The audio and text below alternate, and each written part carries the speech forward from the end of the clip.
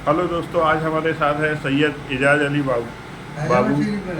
ताजबाग शरीफ में रहते हैं इनसे आज हम ताजुद्दीन औलिया और 2023 के उसके रिगार्डिंग कुछ जानकारियाँ लेंगे।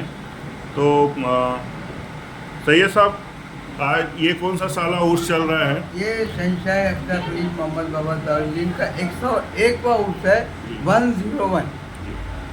और बाबा साहब का एक्चुअली ये बाबा साहब के दौर से ही उर्स चालू हुआ। बाबा साहब एक ऐसे वली कामिल है कि अपने हयाती में उर्स शुरू कर दिए। हालांकि पूरी कायनात में ऐसा होता है कि जब बुजुर्ग का विशाल होता है उसके बाद उर्स शुरू होती है, लेकिन शहंशाह ताजुद्दीन औलिया एक ऐसे वली है जिन्होंने अपनी ज़िंदगी में लोगों से चंदा लेके अपना उर्स शुरू कर दिया। और इसकी मेन जो प्लेस था उसका प्लेस भीड़पेट में मोहम्मद हुसैन बाबा की दरगाह आज भी मौजूद है। वहाँ से वो मोहम्मद हुसैन बाबा हयात थे, उनको कहा बाबा साहब ने कि मोहम्मद हुसैन हमारा उर्स बना, हमारा वो संदल निकालो। तो उन्होंने कहा कि हुजूर कैसा, तो बोले एक थोड़े थोड़े पैसे जमा कर लो और जो भी चीज़ आती है, जैसे शेरनी आती है, ये आती है, फूल आते हैं, वो शुरू हो गया। उस तारीख से अभी बाबा का 101वां उर्स हो रहा है। और इसमें बाबा साहब की बहुत सी जो सिफत है ये इतनी बड़ी है कि दुनिया में दूसरे औलिया अल्लाह में होंगी, लेकिन हम तक वो बात नहीं पहुंची। जैसे एक बात हुजूर की बाबा साहब की मिलती जुलती मिलती है कि बाबा साहब के हयात में मानने वालों की तादाद, अकीदतमंदों की तादाद 20,000 25,000 थी नागपुर शहर की। जिस दिन विशाल हुआ समझ लो कि 80,000 लोग मानता था। लेकिन बाबा साहब के वफात के बाद अभी जो 101वें उर्स को लोग आया है वो 11 लाख लोग। यही मिसाल सरकार द्वारा की है कि सहाबा हुजूर के हाथ में कम थे, लेकिन अभी मुसलमानों की वर्ल्ड लेवल की तादाद बहुत ज़्यादा है और खुद ही हिंदुस्तान में 22 करोड़ मुसलमान हैं। तो ये जो मानने वालों की तादाद बढ़ाने की क्वालिटी है, सरकार द्वारा ने अपने निगाह करम से ताजुद्दीन औलिया को दिए कि जैसे हमारे मानने वालों की तादाद बढ़ती है वैसे हम तुमसे इससे खुश हो गए कि तुम्हारे मानने वालों की तादाद बढ़ती। पहले हैदराबाद से 102 आदमी आता है, अब 20,000। ये तादाद जो मानने वालों की वो आप बोलिए। तो बाबा साहब का जन्म बर्थ प्लेस कौन सा है? बर्थ प्लेस नागपुर में कामटी है, वो तहसील है। कामटी के अंदर एक मिलिट्री एरिया है, मिलिट्री के एरिया के अंदर गड़े गांव करके एक बस्ती है, उसमें बाबा साहब का आज भी मकान है। बाबा साहब के आबा अजदाद की निशानियाँ आज भी मौजूद है। इनके वालिद मोहतरम की मज़ार अक़दस भी उसी एरिया में है। ये बात हुजूर के वफ़ात के सरकार के हयात में जल्दी वालिद साहब का इंतकाल हो गया, वालिदा का भी इंतकाल जल्द हो गया। बाबा साहब की पूरी उम्र के साथ अगर किसी ने साथ दिया है तो वो नानी है। यानी इन पर ख्याल रखना।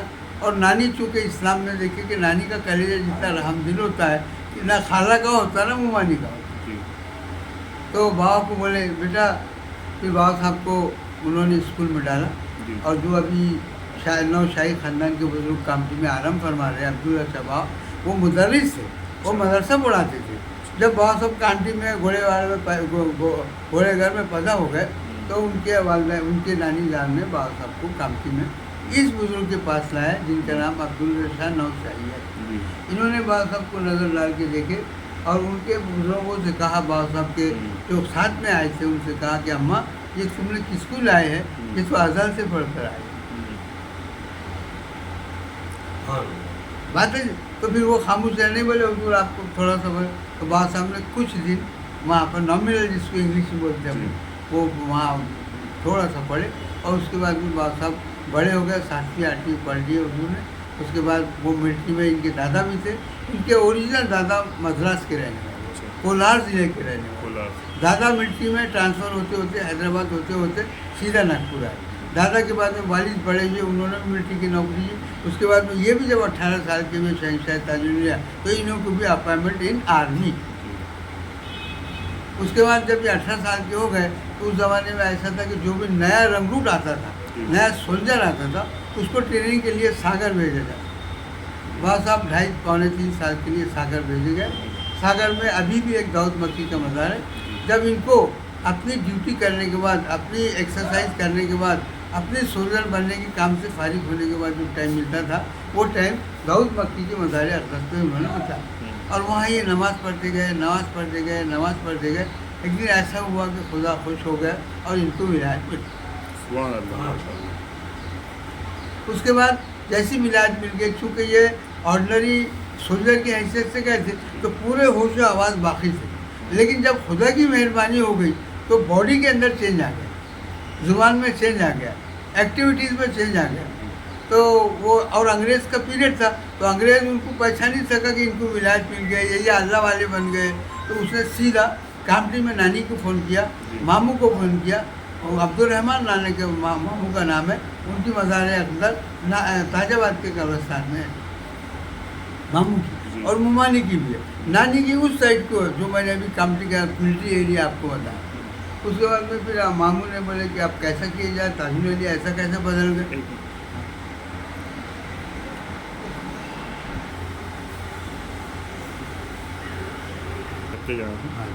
बोलो।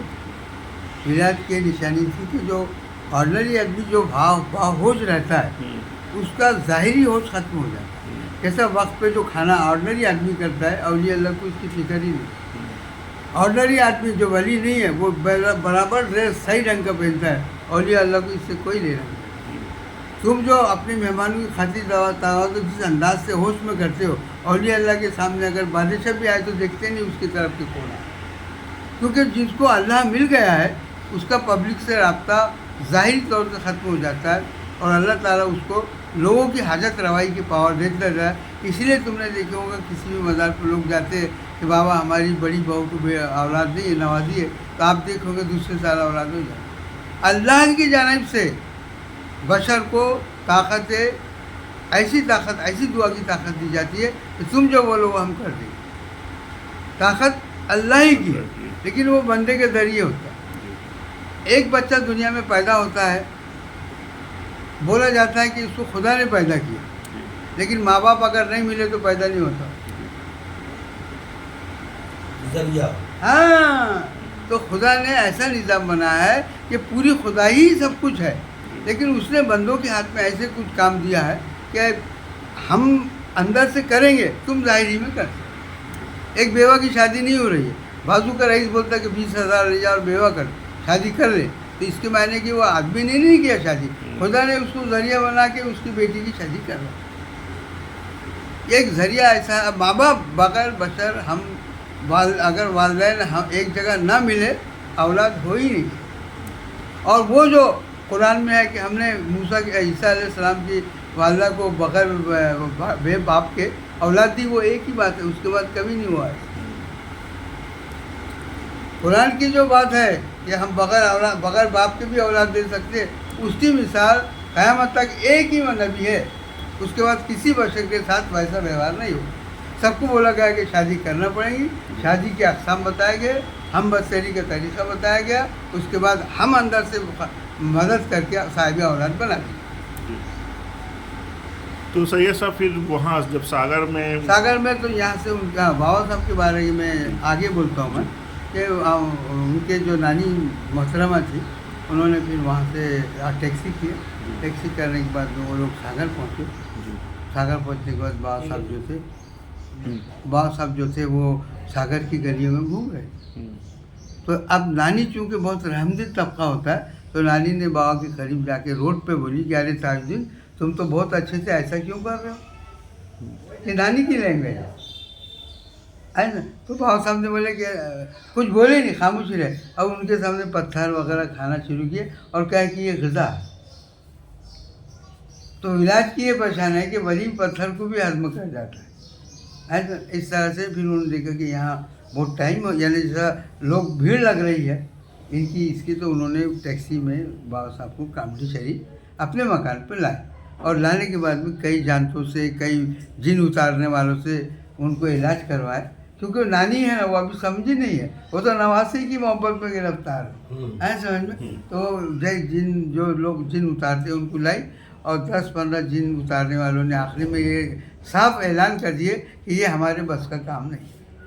खुदा को क्या पहचानेंगे, विलायत को क्या पहचानेंगे। जी। उसके बाद फिर वो वहाँ से बाबा साहब फिर वहाँ एक अभी भी एक लेडीज़ क्लब है, कहाँ पर, कामटी में। बाबा साहब वहाँ पहुँच गए, वो लेडीज़ लोग, अंग्रेज लोग टेनिस खेल रही थी। जैसा बाबा साहब को ऐसा देखी कि एक दीवाने टाइप जैसा, उनके ना अंग्रेज़ों का दौर है, अंग्रेज़ लेडीज़ है, वो क्या समझेंगे औलिया अल्लाह क्या चीज़ है। तो उस हिसाब से उन्होंने पुलिस को इन्फॉर्म कर दिया, पुलिस आई, FIR दर्ज हुआ और बाबा साहब को मेंटल हॉस्पिटल में भर्ती कर दिया गया। बाबा साहब मेंटल हॉस्पिटल में 16 साल रहे। मेंटल हॉस्पिटल की तमाम दीवारों पर, तमाम रूम पर बाबा साहब की इबादत के निशान आज भी है, जो चाहे वो अंदर जाके देख सकते। उसके बाद में फिर ये अंग्रेज़ों ने 8 आने टिकट लगा दी कि पब्लिक ज़्यादा बढ़ रही है। उस ज़माने के 8 आने 150 साल पहले के, तो आप पैसे की अगर टिकट लगती है तो लोग नहीं आएंगे। तो भी जब 8 आने की टिकट लगाए तो उस ज़माने में 6-7 हज़ार आने लगे। किसी ने ऐसा नहीं बोला कि इतनी रकम क्यों देना। अरे बोले ये तो आप मानती नहीं है पब्लिक। तो फिर उन्होंने हितवाद पेपर में, ये हितवाद बहुत पुराना पेपर है, बनवारी लाल पुरे का, तो इस हितवाद में एडवर्टाइजमेंट दिए। उस ज़माने के जो पेपर थे उसमें एडवर्टाइजमेंट दिए, इस शान कवली हमारे पागल खाने में मौजूद है, जो शख्स इनको खिदमत के लिए ले जाना चाहता है हमसे रब्ता कायम करे और लेके जाए। तो जैसा ये पेपर में आया, राजा रघु जी ने पढ़ा, काशीनाथ पटेल ने पढ़े, नवाब गेवरदा ने पढ़े, और ये वहाँ बाबा को लेने के लिए पागल खाने की ऑफिस में पहुँचे। पागल खाने में ऑफिस में पहुँचने के बाद में उसने कुछ बोला कि मैं पहले सवालात करूँगा। अंग्रेज़ जो इंचार्ज है पागल खाने का, वो बोल रहा है, वो अंग्रेज़ है, वो बोल रहा है कि मैं कुछ क्वेश्चन करूँगा, वो क्वेश्चन में अगर मुझे अच्छे लगे, मेरे को ऐसा लगा कि आप काबिल हो, तो मैं बाबा को दूंगा, नहीं तो नहीं। तो उसने सबसे पहले ये क्वेश्चन किया कि बाबा साहब का जो हमारे एंट्रेंस है, बाबा साहब का जो दाखिला हमारे यहाँ हुआ है, ये मेंटल वरीज की वजह से हुआ। कपड़े नहीं ना आंख पर, तो लेडीज़ कैसी बर्दाश्त करेंगी। तो अगर हम यहाँ से निकलने के बाद में कुछ भी बाबा साहब के हाथ से हो जाए तो कौन जिम्मेदार है। तो जो दूसरे हजरात थे उन्होंने हाथ खींच के कहा कि आप इसकी तो जिम्मेदारी नहीं लेती, लेकिन शाबाश उस राजा पर कि उसने आगे बढ़ के कहा कि अगर बाबा के हाथ से कुछ नुकसान हो जाए तो मेरी पूरी फैमिली को फांसी पर चढ़ा दे। क्या बात है। ये अल्फाज सुन के जो अंग्रेज, राजा का नाम क्या बताया? राजा रघु जी नगर राव भोसले, महल है शकरदरा है, आज भी हम जाते, ये भी जाके आते हैं, हम भी जाके अभी जाके आए। तो राजा का ज़्यादा जीत गया। वो असल में जो आंसर था वो उसके कल्ब को छूने के लायक था ना राजा को। अब राजा के मिजाज तो बड़े हाई क्वालिफाइड रहे। तो जो उसका वो था सुपरवाइजर था, सुपरिटेंडेंट ऑफ पागल खाना था, उसने कहा कि आप इनको ले जा सकते। ले जाने के पहले उसने कहा कि आज नहीं ले जाऊँगा मैं, बस आपको मैं बारात बना के, यानी मैं राजा हूँ तो घोड़े भी लाऊंगा, हाथी भी लाऊंगा, बैंड भी लाऊंगा, पटाखे भी लाऊंगा। फिर वो कुछ दिनों के बाद बाबा ने यहाँ पर लाए शकरदरे में बाबा साहब 7 साल के करीब रहे। बाकी शरीफ में बाबा साहब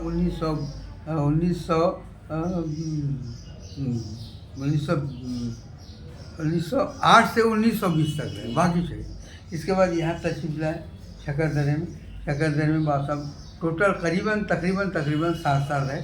7 साल के बाद बाबा साहब का विशाल हो गया।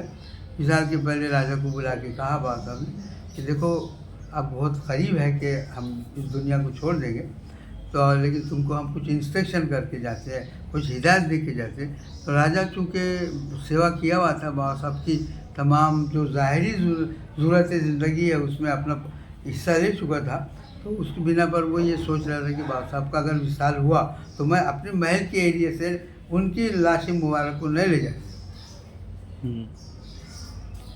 तो एक शख्स ने उनसे पूछा राजा से कि साहब ऐसे नहीं। फिर उसके बाद में बाबा साहब ने ही राजा को बुलाया और ये इल्म हो गया बाबा साहब को कि इसका जहन ऐसा हो गया है। बुलाए, बोले बाबू क्या तुम ऐसा करोगे, हमारी लाश को मुसलमानों को नहीं दोगे? बोले हाँ मैं तो ऐसा करूँगा। बोले क्यों?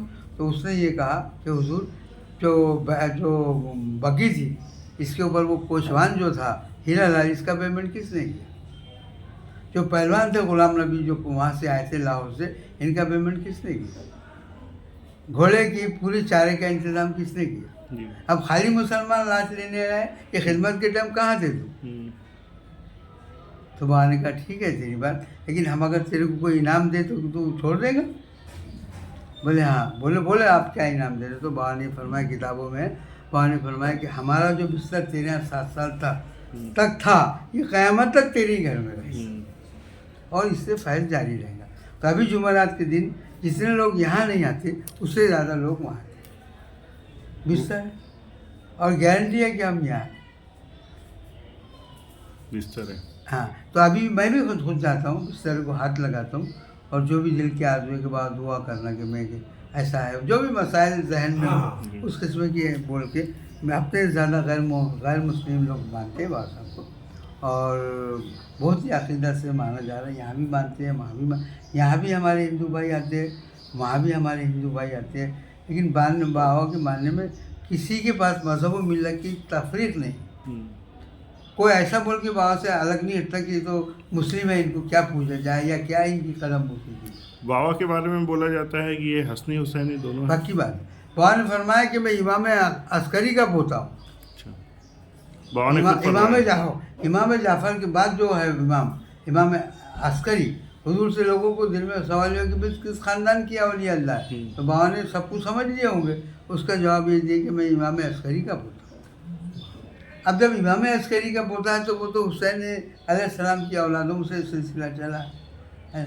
और बाबा साहब की किताबों में सब में अच्छी किताब ताजुल औलिया है, जो कि ज़हीर ताजी जिनकी मज़ार पाकिस्तान में है, उन्होंने लिखा है। और उनको लिखवाने वाले जो बाबा साहब के फर्स्ट के मुरीद थे, मौलाना अब्दुल करीम ताजी उर्फ उनका यूसुफ, वो बाबा साहब ने मौलाना अब्दुल करीम यूसुफ जी जो कि गुजरात के रहने वाले थे, जब अपने अंडर में लिए, अपने ज़ेर साए लिए, तो उनको शकरदरा में राजा के बाड़ी के लिए जो दरख्तों को जो पानी दिया जाता है उसके लिए बड़ा ही भारी कुआं था और वो उसमें मोट चलती थी, वो मोट के ज़रिए तमाम दरख्तों को पानी पहुंचता था। तो उसमें बाबा साहब ने मौलाना अब्दुल करीम को बिठाए। मैंने खुद वो कुएं को जाके देखा कि एक एक उसकी जो चौड़ाई थी, एक एक उसकी जो लंबाई थी, तो एक आदमी एक ही जगह सो सकता था। तो बाबा साहब ने उनको बिठाया, उनको काला कहे कि आलू का आधा टुकड़ा और आधी कप चाय, कई दिन तक, कई महीनों तक बाबा ने उनको सप्लाई किए। और उसके बाद में जब उनका कंप्लीट वो कोर्स हो गया तो नाम तो उनका मोहम्मद अब्दुल करीम था, लेकिन जब बाबा ने उनको कुएं से निकाला तो कहा कि आओ हमारे यूसुफ, क्योंकि कुरान में कुएं का ताल्लुक यूसुफ से है। हाँ, तो बाबा ने जब अपने यूसुफ उनको निकाले, मौलाना अब्दुल करीम को, तो ये बोल के निकाले ये हमारे यूसुफ। उसके बाद निकले, उसके बाद उन पर भी ज़्यादा तारी हो गया। फिर बाबा साहब ने उनको कहा कि तबलीग दीन के लिए पूरा हिंदुस्तान घूम गया। तो पूरा इधर अलीगढ़ से आगे एक महानवाब छतारी वगैरह, जिधर अलीगढ़, इधर बनारस, जहाँ उनको बाबा साहब ने भेजा, वो बाबा साहब की और खुदा और रसूल की और इस्लाम की तालीम फैलाते रहे। फिर बाबा साहब को यहाँ आए। बाबा साहब का विशाल 17 अगस्त 1925 को हुआ। 17 अगस्त 1925 है ना, बरोस पीर। ओके, उसके बाद बाबा साहब को वहाँ पर जब आया तो मुसलमान पहुँच गए बाबा साहब की जिसमें असर को लेने, उसको लिए। फिर जैसा अपने यहाँ दस्तूर है कि नीलाया जाता है, कफन दिया जाता है, तमाम को डोले संवार कर बाबा साहब की पैथीन डोले को सजा दिया गया। फिर पूरे शहर में बाबा साहब का डोले की गश्त है। तो आज भी बाबा साहब का जो 26 को संदल निकलता है वो उन्हीं राहों से गुजरता है, उन्हीं रास्तों से गुजरता है जिन रास्तों से बाबा साहब का जनाजा अनवर गुजरा। और फिर ताजियाबाद में रात के 10:30 बजे बाबा साहब को सुपुर्दे कब्र के अंदर रख दिया। बाबा साहब की कुछ करामातें बतावें। करामातें तो इतनी हैं कि अपन लिख नहीं सकते। हमारा एक दोस्त है, उनसे वो रांची के रहने वाले थे, सुनने की बात है। हयात के टाइम में 20 एक नवाब सिद्दीक अली खान थे, यहाँ एक नवाबपुरा है और नवाबपुरा उन्हीं का था। और उन्होंने बहुत यहाँ उस ज़माने में ग्रेजुएशन किया। तो ग्रेजुएशन के लिए पास होने के लिए वो नवाबपुरे से बाबा साहब के पास आए शकरदरा और कहा कि हुजूर आप दुआ कीजिए कि उस वक्त बीए होना भी कमाल लगता था ना, समझे बाबा। तो बोले बाबा बोले कौन सी क्लास में? तो उन्होंने कहा कि मैं BA फाइनल में हूँ, दुआ कीजिए कि मैं पास हो जाऊँ। तो बाबा साहब ने बोले कौन सा डिवीज़न होना? क्या पूछे? कौन सा डिवीजन? तो वो बोले फर्स्ट क्लास का होना। तो बोले आपके घर पर पोस्टमैन ला के रिजल्ट दे दें। 15 दिन के बाद यूनिवर्सिटी में रिजल्ट आया, फर्स्ट क्लास पर। उनके घर पे कौन है? वो यहाँ आए, बाबा साहब की जन्मतिथि की किया। उसके बाद 1925 से 1947 तक एडमिनिस्ट्रेशन ऑफ दी ताजुल औलिया के दरबार का एडमिनिस्ट्रेशन मौलाना अब्दुल करीम यूसुफी ताजी के हाथ में रहा। 1925 से 1947 तक जब भगदौड़ शुरू हो गई तो बाबा साहब ने मौलाना अब्दुल करीम के ख्वाब में जाके बोले कि तुमको भी पाकिस्तान जाना पड़ा। तो उन्होंने कहा कि नहीं हुजूर, मैं तो आपके साथ रहा हूँ, मैं क्यों जुदाई बर्दाश्त करूँ, आप क्यों मुझे भेज रहे हैं? तो एक दो दफ़े बाबा साहब बोलते गए, वो एक दो दफ़े इनकार करते रहे। तीसरी मरतबा ये हुआ कि बाबा साहब ने उनको किसी ज़माने में किसी आदमी ने बाबा साहब के लिए बेहतरीन शू लाया, जूतियाँ लाया। अब वो डब्बा जैसा लिए बाबा साहब ने, तो मौलाना अब्दुल करीम बाजू में बैठे थे, उनके हाथ में दे के ये फरमाया था कि जब वक्त आएगा तो इसका काम बताएंगे। अब ये जाने के लिए पाकिस्तान तैयार नहीं है और बाबा को तो भेज रहा है। तो बाबा साहब ने ख्वाब में वो डब्बा बताया और कहे कि नक्शे कदम फैलाना है, कैसे नहीं जाते तुम? बात आई। सुबह उठे, उनके लड़के से मेरी मुलाकात हुई जो 1984 में कल्लू पाशा करके मौलाना अब्दुल करीम का बेटा नागपुर आया। मेरा 15 दिन दोस्त बना। 15 दिन में किसी हमसे ज़्यादा किसी से अच्छी दोस्ती नहीं। मैंने उनको कहा कि तुम्हारे वालिद मोहतरम ने ताजुल औलिया की सोबत की जितनी बातें हैं वो तो उसमें से आधी तुमको बताए होंगे, बोले आओ तो तुम मेरे को बता के जाना, नहीं तो बाबा के सामने खड़े करेंगे तुमको। अरे बाबा सब बता के जाते। तो उसने ये बात बताया कि जब हमारे वालिद साहब कोई इजाज़त हो गई कि तुम पाकिस्तान चले जाओ, दिन के 11 बजे के टाइम था, पूरे लोग उनसे मिलने के लिए आए, क्योंकि अब ये पाकिस्तान जाने वाले। तो लोग मिले और बाबू भी रोता हुआ दरबार में पहुँचे। उस समय वो भी हिंदुस्तान का एरिया था, अभी पाकिस्तान का एरिया है। तो गए 11 बजे दरबार में और बाबा से और रोते भी गए। उनकी खानका जो 25 से 47 तक जो खानका थी वो बड़े पेश इमाम साहब बाइज़ मुस्तामी साहब के मकान के सामने अभी भी निशान है, अभी भी निशानियाँ मौजूद हैं। बाबा साहब से रिलेटेड ये भी है कि मुर्दे को भी जिंदा किया हुआ है बाबा साहब ने। इसमें भी क्या एक इसमें कोई शक ही नहीं, करते ही हो।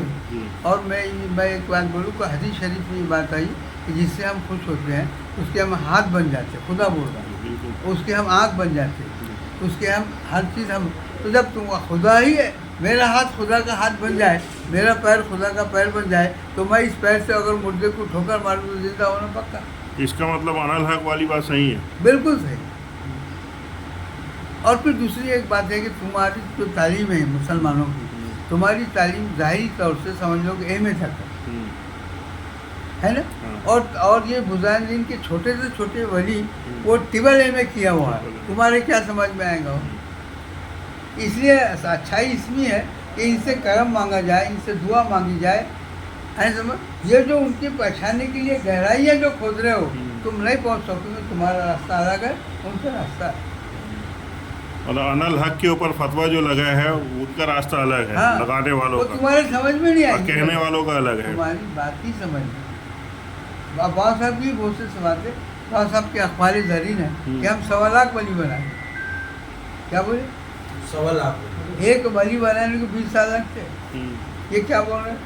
1.25 लाख 1.25 लाख क्या शक्ति है? बाबा ने फरमाया कि हमारे बच्चे नशा नहीं करते, सारे मुसलमान नशा करते। और क्या बोल रहे हैं? हम ताजुद्दीन बाबा के मानने वाले। कैसा हूँ भाई? बाबा ने फरमाया कि हम जिसको दे उससे कोई छीन नहीं सकता। बाबा ने फरमाया कि हमारे चाहने वाले को अगर किसी ने सताने की कोशिश की तो हम उसकी आँख निकाले। बाबा ने फरमाया कि हम आदमी के जिस्म देख के कपड़ा बेचते हैं, यानी किस आदमी को कौन सा ड्रेस सूट होगा ये हम सिलेक्ट करते हैं। इनकी तारीफ एक्चुअली ईमानदारी की बात ये कि नामुमकिन है। अब आपने बोला तो मैं बता रहा हूँ। जी जी जी। एक शख्स आया यहाँ हैदराबाद का और हम नमाज को गए और दो तीन महीने तक ठहर गया, हैदराबाद का था। जी। 2-3 महीने ठहर गया। हम भी जब भी जाते दोस्ती हो गई। हमारे बाबू पहलवान साहब से भी उन्होंने दोस्ती कर ली, वो भी हैदराबाद के थे, वो भी हैदराबाद के थे। तो मैंने एक दिन पूछा कि भाई आप इतने दिन से हैदराबाद में हो, क्या बात है, क्या क्या मकसद क्या लेके आए? तो उन्होंने कहा कि मैं बाबा साहब से बाबा का सिलसिला पूछना है। क्या बोला? सिलसिला। तो मैंने बोला जब जवाब दे देंगे तो मेरे को बता के जाओ। उन्होंने कहा ठीक है इजाज़त दो। मैं और हमारे पहलवान साहब थे, वो भी हैदराबाद के। एक दिन उसको जवाब मिल गया। अब वो पूरा पूंगी पिटारा सामान लेके हैदराबाद की तैयारी की, दरबार जा रहा है। जब वापस आया तो हमसे मिला, तो मैंने बोला बाबा साहब ने क्या बोले उनको कि तुम इतने मुतमईन हो के वापस जा रहे हो? तो उसने बोला बाबा साहब ने ये बोले कि तुम जिसका कलमा पढ़ते हो उसी से सिलसिला पूछो। क्या बोलेंगे बात? इनकी बातों में जाओ ही मत, ये कौन है? सीधी सीधी तुम्हारी जो परेशानी है वो पेश कर दीजिए कि हुजूर आप अल्लाह की बेहतरीन वली हो, हमारी इस परेशानी को दूर करो। सीधा रास्ता ही है। ये कौन थे, क्या थे, तुमको जिस डिक्शनरी की ABCD नहीं मालूम, उसमें क्यों आता है? सही। बात आई ना समझ? तो हुजूर, मैं ये कह रहा था कि मौलाना अब्दुल करीम साहब जब 11 बजे दरबार ताजुल उलमा के रोते हुए और तो बोल रहे हैं रास्ते से कि हुजूर मैं अब आखिरी वाल अलविदा बोल रहा हूँ और बहुत मुझे तकलीफ़ हो रही जाने में, लेकिन चूँकि आपका हुक्म है इसलिए मैं जा रहा हूँ। तो लेकिन एक बात करना हुजूर कि जब आपका उर्स आए तो मुझे वहाँ से बुला दिया था। कहाँ से? तो बाबा साहब ने ये बात दूर, अभी उसके बाद में फिर वो कदम बोसी में गए, बाबा साहब की चौखट पर कदम बोसी किए। जैसा कदम बोसी किए वैसे बाबा साहब ने अंदर से जवाब दिया कि अब्दुल करीम, पाकिस्तान से उर्स में तुमको आने की ज़रूरत थी, हमें हिंदुस्तान से तुम्हारे पास आ जाए,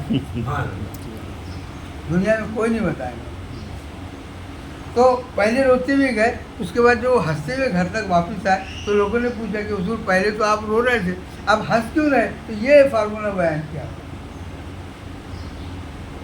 उसके बाद वो चले गए, रास्ते में इंतकाल हो गया, रास्ते ही में इंतकाल हो गया। फिर मौलाना उनके जो बेहतरीन शागिर्द थे ज़हीर शाह ताजी, उनको बोले कि मैंने जो तेरे को किताब को मुआवजा दिया वो कम्प्लीट करना। उस किताब का नाम ताजुल औलिया है, मुसन्निफ जो है ज़हीर शाह ताजी है, और पूरा मैटर अंदर का जो है बाबा अब्दुल करीम ताजी ने उनको बताया। यहाँ अवेलेबल है वो किताब? यहाँ कहीं भी नहीं मिली। वो लोग इतना है कि अभी मैंने 1000 रुपया दिया तो नहीं दिया। अच्छा। वो इस वक्त आपको मैं पता बताता हूँ कि औरंगाबाद में कोई बात साहब ज़हीर शाह ताजी के मुरीद औरंगाबाद में, वो उनके उसमें हर वक्त औरंगाबाद से जाते हैं, वहाँ का एक कॉपी लाके उन्होंने 500 कॉपी के करीबन छाप कर पूरे तालिबान में बांट चुके हैं। किसी के पास हो तो हो, देखना पड़ेगा। अब 500 बटी तो होगी, चाहे यहाँ 100 भी बटी होगी या 10 भी बटी हो तो होगी। उर्दू में शायद उर्दू। और उसका ऊपर का दीवाचा जो है, यानी टाइटल पर जो उन्होंने बात लिखी है वो आलिम क्या समझेगा? अगर समझाते तो गुलामी करेंगे हम। उन्होंने बाबा साहब की जो तारीफ अपने ज़हन से की है, ये तो मैंने सादी सीधी बात तुमको बता दी। बाबा साहब के जो मतलब सिलसिला पीर साहब कौन है? बाबा साहब के पीर का कोई नाम नहीं मालूम। वो जो ताज खुतबी जो मरियम अम्मा के भाई साहब ने लिखे है, उसमें उन्होंने ये लिखे कि मैं कुतुबुद्दीन अम्मा हुजूर का बड़ा भाई, मैंने एक दिन इरादा किया कि मैं बाबा साहब की किताब लिखूं, तो लिखने के लिए हमने स्टार्ट किए। बाबा भी मौजूद है, अम्मा भी मौजूद है, और कुतुबुद्दीन साहब भी मौजूद है। तो वो पढ़े लिखे थे, गवर्नमेंट ऑफिस कहीं मुलाजिम थे, तो उन्होंने लिखना चालू किया तो वालिद मोहतरम का नाम लिख दिए, अम्मी जान का नाम लिख दिए, ख़ानदान का नाम लिख दिए, डेट ऑफ बर्थ लिख दिए, उससे पहले आवाज़ात कहाँ से आए वो सब लिख दिए। आखिरी में जब जहाँ रुके कि इनके पीरो मुर्शद का क्या नाम, तो उन्होंने फिर अपनी बहन से यानी मरीम अम्मा से ताल्लुक़ कायम किया कि और कहा कि अम्मा आपका बाबा से बहुत जमता है, बाबा साहब जिस दिन खुश रहेंगे उस दिन पूछ लेने के what is the name of your पीर। तो बोले ठीक है टाइम आएगा। पैर आने के बाद टाइम आया, अब बाबा साहब खुश है। अम्मा पूछते कि हुजूर एक बात पूछो, बोले पूछो। तो अम्मा जान ने पूछी कि हुजूर मैं आपके पीरो मुर्शद का नाम जानना चाहता हूँ। क्या पूछ रहे? पीरो मुर्शिद का नाम। पीरो मुर्शद कौन है ये नहीं पूछे, what is the name of your पीर। तो बाबा साहब जो शादी मिजाज में थे, बाबा साहब पर एक थोड़ी सी कैफियत आ गई।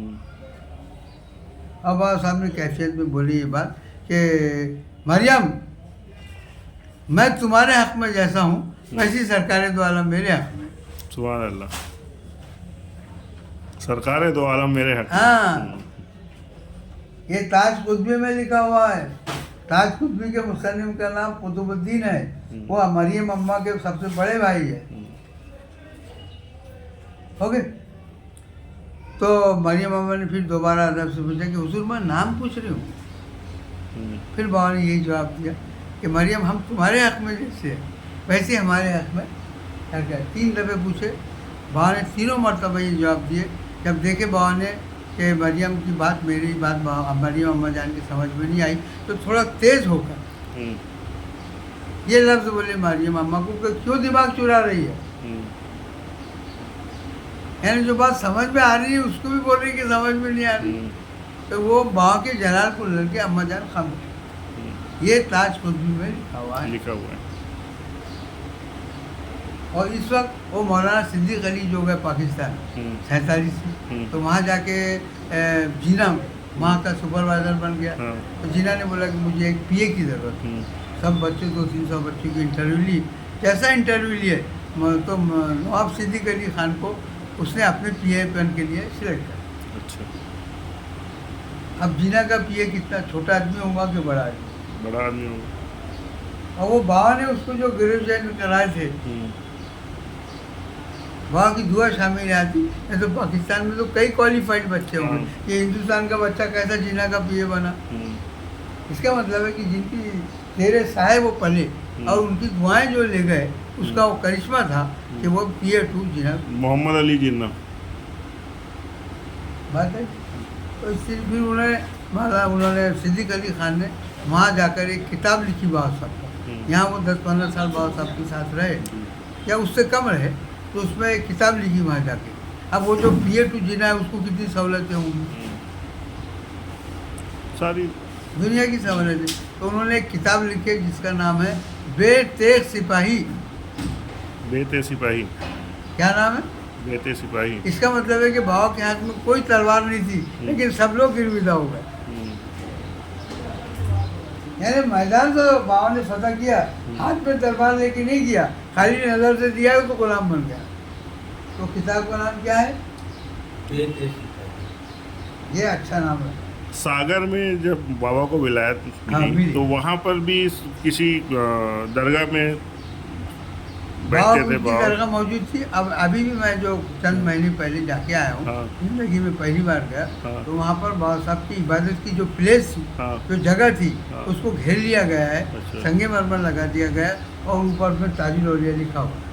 बट वो भी किसी खानका के पास थी? नहीं, ये मज़ार के बिल्कुल 1 इंच बाजू, जैसा ये गद्दा है, उसके बाद में वो वहाँ किनकी मज़ार है वहाँ पर? दाऊद मक्की की।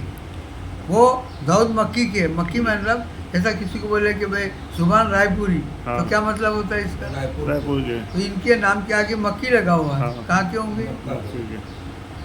गरीबा नवाज की फौज की उसमें आए हुए थे, उनका जो काफिला आया। अच्छा, क्या बात है।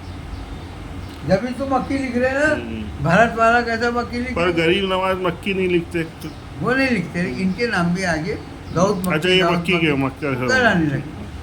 वो अलग बात है, वो अलग मैटर है, उससे अपना कोई सवाल नहीं। तो मेरा कहने का मतलब, फिर मैं गया, फिर मुझसे बात किया, वहाँ देखा बात, तो बाबा साहब ने वहाँ के खादिम लोगों से गुफ्तगू जो होते रहता है। कहने का मतलब है कि अच्छा, फिर ताजुल औलिया का ऐसा हुआ कि बाबा साहब की निगाह करम, उस ज़माने में तो हज़ारों करामतें हुजूर से अदा हुई, की गई, बताए बात है। लेकिन आफ्टर द डेथ हुजूर की विसाल के बाद भी करामतें जारी है। तो हमारा एक दोस्त जो रांची से आया था, ये बात रह गई, रांची से जो आया था, तो उसने मुझसे कहा कि बाबूजी, मैं रांची जब जाऊंगा तो आपने एक किताब में 5 करामतें लिख के दे दी।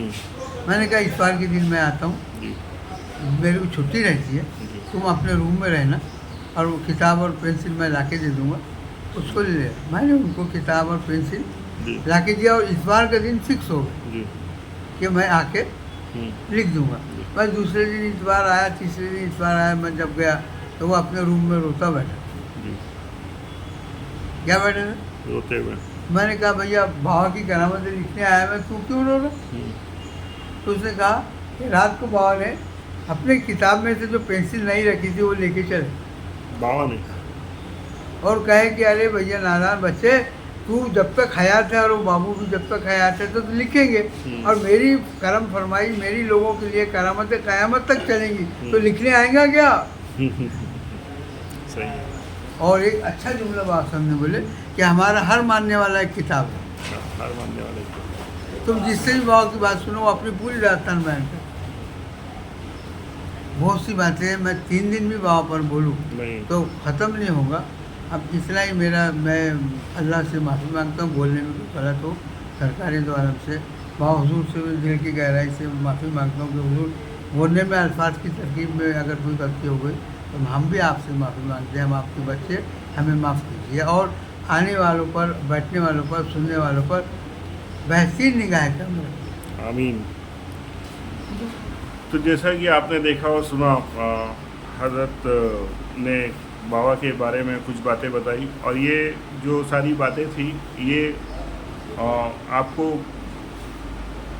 सोर्स मिल जाएगा, इनका किताबों में सोर्स मिल जाएगा, जो बाबा के समय के, बाबा के समय में जो लोगों ने, जिन लोगों ने किताबें लिखी, बाबा को जाना समझा, बाबा के आसपास जिन्होंने रहा, तो ये सारे चीज़ें जो है ये मनगढ़ंत, कहीं भी कोई दूर दूर का ताल्लुक़ नहीं है, ये आपको पूरा लिटरेचर मिल जाएगा इससे रिलेटेड।